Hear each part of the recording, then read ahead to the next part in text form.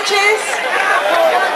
Nosotros empezamos esta lucha de defensa por la universidad a finales de los años 90, cuando al señor Cipriani lo nombraron cardenal.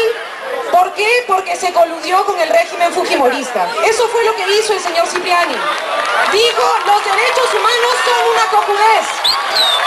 Y los estudiantes de la universidad que dijimos, no es grato acá. Usted aquí no va a entrar como gran canciller. Eso se dijo a final de los 90. Hoy día ustedes le están volviendo a decir.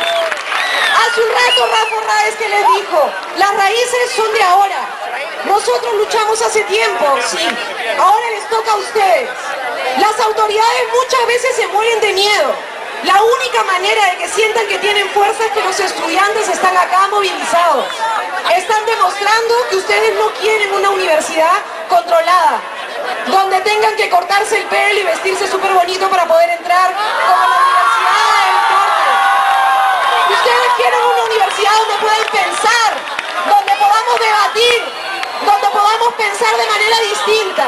La autonomía de la universidad es central. Esta universidad no se hace porque se llame pontificia. Puede llamarse como quiera. Lo que importa es quiénes son los alumnos de esta universidad, quiénes son los profesores de esta universidad. Defendamos la universidad, defendamos la autonomía. Muchas gracias.